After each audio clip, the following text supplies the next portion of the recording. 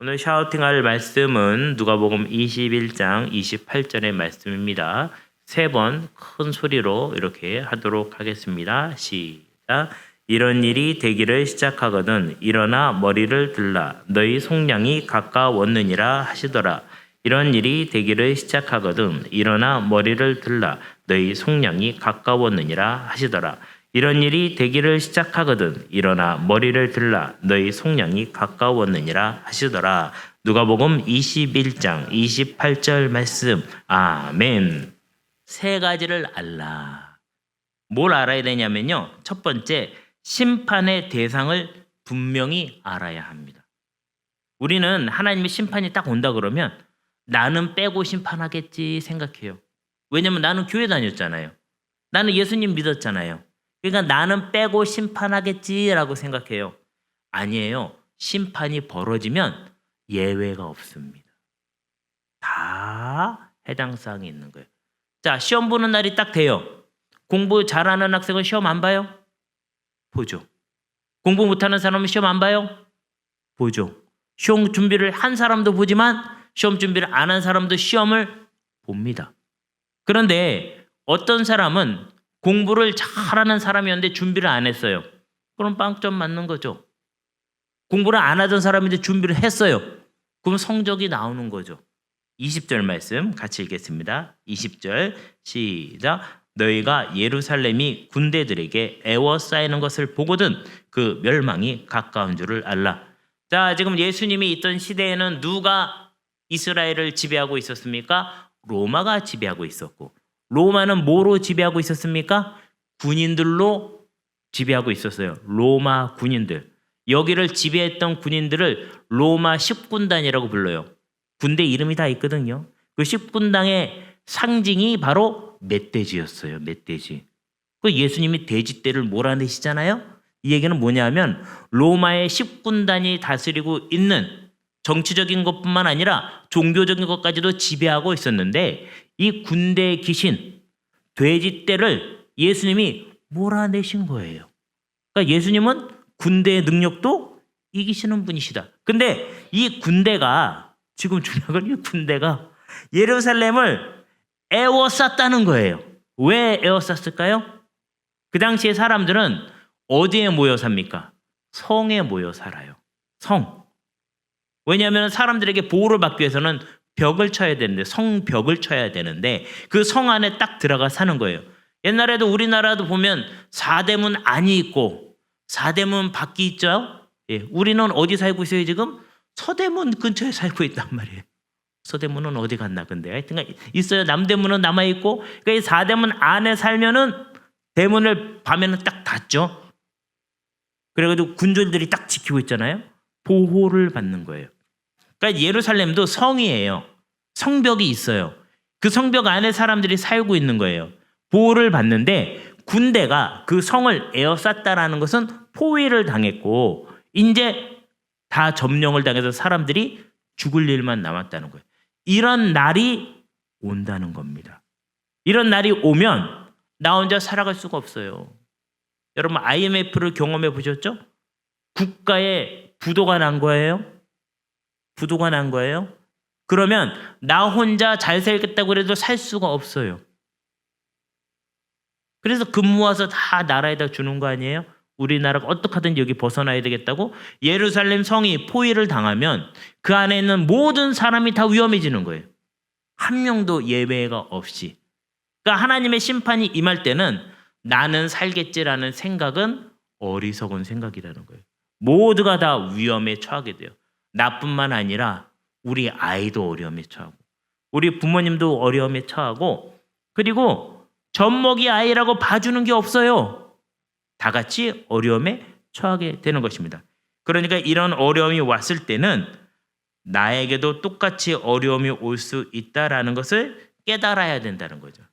그래서 여호수아 같은 경우에도 여리고 성을 함락하잖아요. 여리고 성이라는 게 어떤 특별한 것이 아니라 사람들이 모여 사는 곳이에요. 거기를 함락하는 거예요. 아이 성을 함락하잖아요. 그 성을 함락을 시키는 거예요. 근데 하나님은 요나에게 니느웨 성을 구하라고 얘기하잖아요. 그러니까 이 도시라는 것은 옛날의 성과 마찬가지예요. 서울시라는 도시가 있죠. 경계선이 있단 말입니다. 그리고 여기를 넘어오지 못하게 딱 지키는 것들이 있어요. 길목을 지킵니다. 그러니까 이 성이 보호를 받기 위한 하나의 장치 중에 하나인데 이 성이 점령을 당하려고 포위를 당하면 모든 사람이 다 위험에 처하게 된다라는 거예요. 그러니까 교회는 늘 기도를 해야 됩니다. 어떤 기도를 해야 될까요? 우리가 살고 있는 이 지역이 하나님의 보호하심을 받을 수 있도록, 이 지역이 하나님이 싫어하시는 일을 하지 않도록, 하나님께 심판받을 일을 하지 않도록 위에서 기도하셔야 돼요. 우리 가정에 가장이 있다 그러면 가장이 누구죠? 남편이에요. 나머지 분들은 대답을 안 하는데 다 본인이라고 생각하는 것 같은데. 이스라엘 사람들은 아버지를 통해서 축복을 받습니다. 남편을 통해서 축복을 받아요. 어떻게 하든 남편을 세우려고 하셔야 돼요. 없는 사람은 어떻게 할 수 없고, 네, 일단 있는 사람은. 네. 그러니까는 그거를 하셔야 된다 그겁니다. 그런 것처럼 이 지역이 복을 받아야 나도 복을 받는 거예요. 이게 믿는 사람이 하는 일이에요. 그리고 거꾸로 조금 이런 자신감도 있어야 돼요. 이 지역이 나 때문에 복을 받는다. 이런 자신감을 가지고 새벽 예배도 열심히 나오고, 수요 예배도 나오고, 금요 예배도 나오고, 가정 예배도 드리고, 주일날도 맨 앞자리에 앉아서 좀 예배를, 그러면 목이 너무 아프겠네요. 이렇게 단위 높으니까. 좀 적당한 위치에 앉아서 예배 드리고, 이렇게 하셔야 된다는 거예요. 두 번째, 뭘 알아야 되냐면 심판의 주체를 알아야 돼요. 심판은 누가 하는 거예요? 네, 하나님이 하는데 오늘 여기 정확하게 누구라고 얘기를 해줘요. 27절의 말씀, 27절 같이 읽겠습니다. 시작. 그때 사람들이 인자가 구름을 타고 능력과 큰 권능으로 오는 것을 보리라. 우리는 예수님을 너무 홀대할 때가 많아요. 무슨 얘기만 하면 다 하나님이래. 누가 십자가 지셨는데요? 예수님. 예수님 지셨잖아요. 우리를 위해서 채찍을 누가 맞으셨는데요? 예수님. 하나님 만나려면 누구를 통해서 만나야 돼요? 예수님. 그래서 우리가 노래도 이렇게 부르잖아요. 예수님 찬양, 예수님 찬양, 예수님 찬양 합시다. 아멘! 이렇게 하잖아요. 그런 것처럼 예수님의 이름을 찬양할 수 있어야 돼요. 근데 예수님이 언제 오신다고요? 마지막 날에 구름을 타고 오시는데 큰 권능과 영광으로 와서 뭘 하신다고 얘기하십니까? 심판하신대요. 그 심판할 때 살 수 있는 방법은 누구를 붙잡아야 돼요? 예수님을 붙잡아야 돼요. 기도할 때 누구 이름으로 기도합니까? 예수님의 이름으로 기도합니다. 부를 때 누구 이름을 부릅니까? 예수님! 이러고 기도하잖아요. 예수님의 십자가의 보혈로, 보배로운 피로 내가 구속함을 받은 것입니다. 구원을 받은 것이에요. 근데 우리가 예수님의 이름을 부르기를 꺼려하고 홀대하고 뭐만 하면 하나님이 하셨대. 하나님이 하신 거 맞죠. 근데 이 하나님이 삼위일체 하나님이라는 거예요. 성부, 성자, 성령, 이 세 하나님이 무한하신 사랑 안에서 나에게 그 사랑을 행하여 주신다라는 거예요. 그래서 예수님이 가시면서 성령님이 오셨죠? 성령님이 각자 우리의 마음속에 들어와서 계신다는 거예요. 집에서 누구 막 욕해봐요. 누구 미워해봐요. 마음이 아주 성령 충만해가지고 입에서 방언이 막 터지나요? 아니죠. 기분이 이상하고 헛헛하죠. 그 왜 그래요? 성령님이 이 안에서 근심하시는 거예요. 성령님은 다 알고 계세요. 누구 미워하고 싫어하고 그다음에 흉보고 막 이렇게 한 거, 눈 흘긴 것까지 다 보고 계세요. 네. 갑자기 걱정이 되죠. 막 회개해야 되나 지금? 네, 이렇게 생각이 들고요.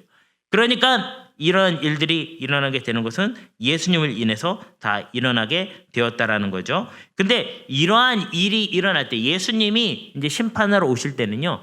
엄청나게 놀라운 일들이 일어나는데 25절에 보면 이런 얘기가 나옵니다. 같이 읽어볼까요? 시작. 1월 성신에는 징조가 있겠고 땅에서는 민족들이 바다와 파도의 성난 소리로 인하여 혼란 중에 공고하리라. 자, 1월 성신이라는 게 뭐예요? 하늘에 해와 달과 별의 징조가 있다라는 거예요. 여러분, 하늘에 징조가 있으면 큰일 난 겁니다. 정말. 그렇죠? 만약 해가 떠야 되는데 해가 안 떠요. 하늘에서 막 여름인데 우박이 떨어져요. 그러면 굉장히 사람들이 위기감을 느끼겠죠. 가령 뭐 하늘에 있는 별이 있는데 어떤 혜성이 있는데 이게 지구로 막 다가온대요. 그래서 지구랑 부딪힌다고 얘기를 해요. 만약 그렇다 그러면 지구가 폭발할 수도 있고 사람들이 다 죽을 수도 있습니다. 근데 이런 일이 예수님이 오실 때 되면 일어난다는 거예요. 그러니까 이런 일이 일어나면 이 일을 감당할 수 있는 사람이 있을까요? 없을까요? 감당 못합니다. 지하에 내려가 숨어도 소용이 없어요. 어디 도망갈 때도 없어요. 그냥 그 자리에서 죽고 어려움을 당하는 거예요. 심지어는 바다와 파도에서 성난 소리가 일어난다는 거예요. 어떤 소리가 일어나면 쓰나미 아시죠? 쓰나미. 쓰나미가 일어나면 갑자기 바다에서 물이 바다 쪽으로 쫙 빠집니다. 그러다 갑자기 저 멀리서 뭐가 거대한 게 확 무섭겠죠. 두렵겠죠. 이런 날이 온다라는 거예요. 그래서 사람들이 이것 때문에 기절한다는 거예요. 그리고 하늘의 권능이 흔들리는데 이게 예수님이 오시는 날이에요. 자, 예수님은 지금 사람들이 한 33살쯤 된 청년이니까 우습게 한다 그거예요. 저 뭐 하는 사람인데 물어봤더니 아버지가 목수래. 그러니까 우습게 알고 있는데 이 예수님이 사실은 누구였어요? 하나님의 아들이었고 마지막 때 심판을 하러 오시는 분이라는 거예요. 몰랐던 거죠. 이 일이 할 때는 다들 깜짝 놀라게 되는데 그 심판의 주체가 누구라고요? 하나님이 보내신 예수님이 심판하러 오신다. 예수님께 잘 보여야 될까요? 잘 안 보여야 될까요? 예수님과 친하게 지내야 되겠죠? 근데 심판하러 오신다는데 그죠? 조금 봐주실래나? 아는 사람이면. 네. 세 번째는요. 세 가지를 알아야 되는데 속량의 날이 가까움을 알라라는 거예요. 근데 속량의 날이 가까우는 걸 알았을 때 우리가 해야 할 행동이 있는데 머리를 들라는 거예요. 머리를 들라. 머리를 들라라는 얘기는 뭐냐 하면 우리가 옛날 사극 같은 거 보면 임금님이 막 지나가요. 그럼 어떻게 해요? 임금님 행차하시오. 다 엎드리잖아요. 엎드리죠. 야, 안 엎드리는 애서 막 쿡 찔러가요. 엎드려 막 이렇게 하잖아요. 근데 여기 예수님이 오실 때는 머리를 들라라고 표현하고 있어요. 예수님을 맞이할 준비를 하라는 거예요. 여러분 신앙생활을 잘하고 하나님 말씀대로 살아간 사람들은 어떤 어려움이 와도 두렵지가 않은 거예요. 그래서 예수님이 딱 오신다는 느낌이 딱 들면 야, 예수님 맞이해야 되겠구나. 예수님 맞이할 준비를 해야 되겠구나. 그 주님을 맞이하러 나가야 되겠구나 라는 생각이 드는 거예요. 그때 딱 나가려고 봤는데 집에 금 두꺼비가 있어요. 그럼 어떻게 두꺼비를 지켜야 될까요? 예수님 만나러 가야 될까요? 예수님 만나러 분명히 얘기 안 한 사람인데 집에 금 두꺼비가 있는 것 같은데 아닌가요? 그 만나러 가야 되겠죠. 그런 것처럼 예수님이 오는 그날이 되면 예수님 맞이할 준비를 해야 돼요. 고개를 들어야 돼요. 왜냐하면 우리가 구원받을 날이 가까웠기 때문이에요. 여러분 우리 구원받은 거 공짜 아닙니다. 예수님이 고난 당하신 거예요. 예수님이 나 대신에 죽으신 거예요. 진짜 죽으신 거예요.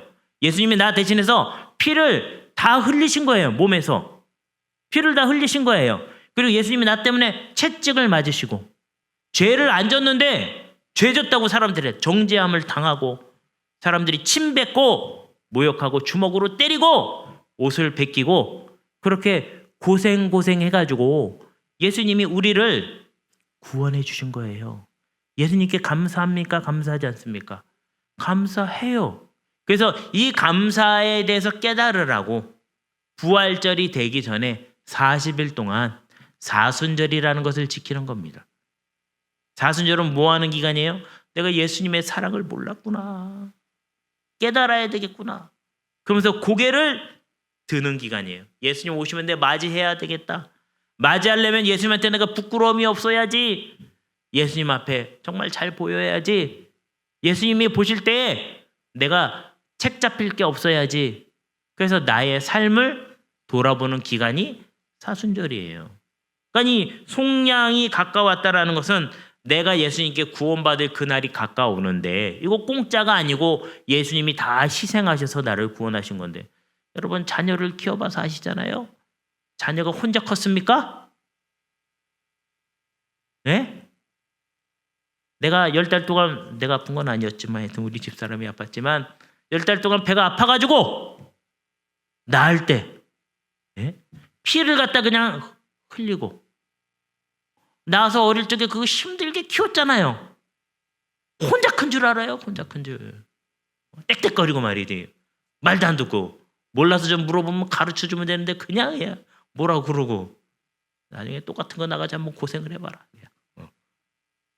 근데 우리가 모른다 그거죠. 똑같이 예수님의 우리를 낳고 기르시고 지금까지 인도해 주신 그 사랑을 모른다 그거예요. 그러니까 오늘부터는 예수님 찬양을 꼭 하시기 바랍니다. 예수님께 감사하시기 바랍니다. 예수님의 이름을 부르시길 바랍니다. 예수님이 지금 그거 얘기해 주는 거예요. 너네 어려운 날이 온다. 너네도 예외 없이 오는데 두려워할 필요가 없다. 내가 구원하러 올 거기 때문에. 나를 믿었지? 그럼 너네 다 구원받는 거야. 속량을 함을 받는 거야. 그래서 예수님이 말씀해 주셨다라는 것이에요. 나의 삶 속에 잠시 잠깐 어려움이 온다 그래도 그것 때문에 쫄지 마시기 바랍니다. 강하고 담대함으로 나가야 되는 거예요. 신앙생활이라는 게 굉장히 멋있고 품위 있게 하면 좋지만 때로는 사람이 살다 보면 진흙탕에서 싸울 때도 있는 거 아니겠어요? 그럴 때는 어떻게 해야 돼요? 인내함으로 이길 수 있어야 되는 거죠. 그 사람이 응답을 받는 거라 그겁니다.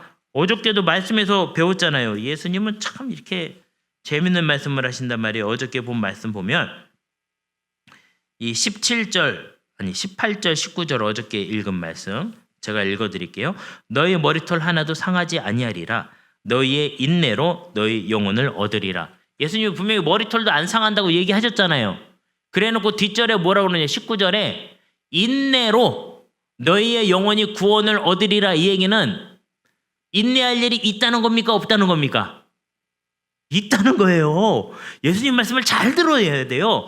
나는 털끝 하나도 상하지 않고 구원받는다 이게 아니에요. 나한테 분명히 환난이 있고 핍박이 있고 어려움이 있는데 여기서 털끝도 상하지 않는다는데 그 털끝은 영혼의 털끝인 거예요. 내 육체가 아니에요. 그래서 예수님과 같은 시대에 살던 사람들 예수님 돌아가시고 난 다음에 사자한테 잡아먹히고 화형을 당하고 십자가형을 당했는데 배교하지 않고 예수님을 버리지 않았던 이유는 뭡니까? 구원받는다는 거 알았기 때문에. 인내가 그냥 난 참을성이 많아. 내가 산전수전 공중전을 다 겪었기 때문에 이 정도는 이겨. 그래서 이기는 게 아니라 예수님께 구원받는 사실을 안다기 때문에 이기는 거라는 거예요. 그게 비결이라는 거예요. 여러분 그러한 삶이 되시기를 주님의 이름으로 축원합니다. 네, 세 가지를 알아야 되는데 심판의 대상이 나도 될 수 있다라는 거. 그리고 심판은 예수님이 하신다는 거. 셋째로 예수님이 오실 때는 고개를 들고 머리를 들고 예수님을 맞이하라는 거. 이 세 가지 축복을 받는 여러분 되시기를 주님의 이름으로 축원합니다.